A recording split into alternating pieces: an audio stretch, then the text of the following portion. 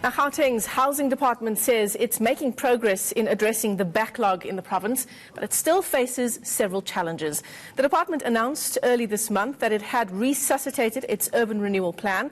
This is for areas including Alexandra, Beckersdal and Kliptown.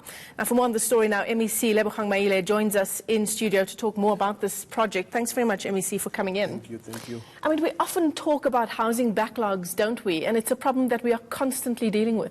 Yes, and unfortunately it's something that's going to be with us for a very long time and possibly forever. Because if you look at a province like ours, where on average in a year we receive nothing less than 230,000 people, I mean our population is now sitting at about 15 million. It has actually doubled since 1994. So it means there's a huge pressure on the not just housing, on other social amenities like hospitals, schools, and all that. So it's a very difficult issue to deal with, and we have to try and move fast and keep up with the this trend of...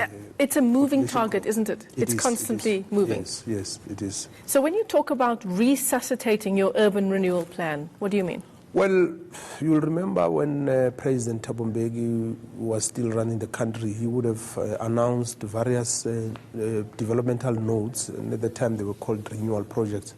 Alexandra, I think, was one of them at the time.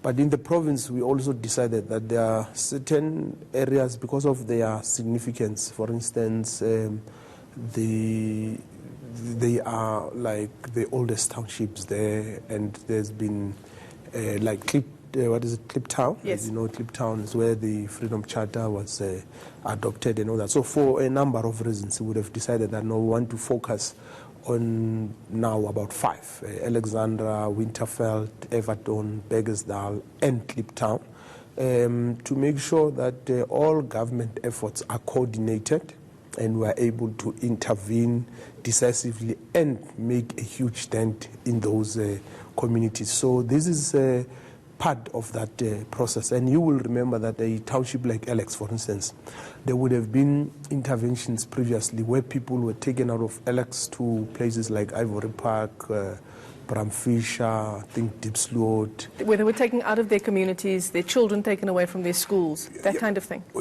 No, it was the government trying to decant the area because there's a lot of people. So it was part of an attempt to create space so that we can develop. But there were a number of challenges, and as a result, some of those spaces that were left were reoccupied by other people, and we are not able to make progress and all that. So and that's what we talk about, a moving target. A moving target, exactly. Yes. But we should also plan better this time around and make sure that if we remove people and settle them elsewhere, whatever space that is left there, we're able to protect it firstly and utilize it better. If you look at Kliptown, for instance, it's also congested. So there isn't much you can do unless you create a space and find an alternative land where you can resettle the residents. Are we focused enough on getting South Africans closer to the city centre? So that they're not travelling for 4 hours to and from work? You are raising a very important point, and that's why we are looking at what we call now human settlements and not housing. And we're also looking at what we call a spatial transformation, so that we don't just build houses like we used to do. We'll 300 houses here, far from everything, 500 there and all that. And that's why we came with the concept of mega human settlements in the province, so that when we build in a human settlement, there's houses there, there's social amenities, there's economic opportunities. So you don't just build for people because there's a need just for the housing. sake of building a house. Exactly. Yeah. So we've changed our approach. I mean, in the last 5 years, if you look at some of the settlements that are coming up now, we are even looking at light industries and how we can create opportunities for people, because it doesn't make sense to build far from the economic opportunities. And what we have done now as the provincial government in Gauteng, and this is important because we've decided that the Department of Cooperative Governance, because it's working with all other spheres of government, will also be responsible for what we call urban planning. That's a function which was in the Premier's office.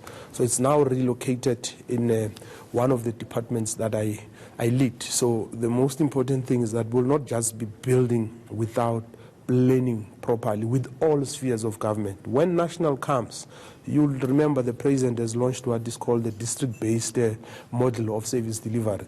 So when they come and decide that we're going into Johannesburg, for instance, and in Johannesburg we're going to focus in Alexandra, it must be clear what is it that we want to do in Alexandra, what is it they want to do in Kliptown or in Everton, and how do you intervene, what is the plan, who's responsible to do what, who coordinates, and that's one of the things that has been lacking.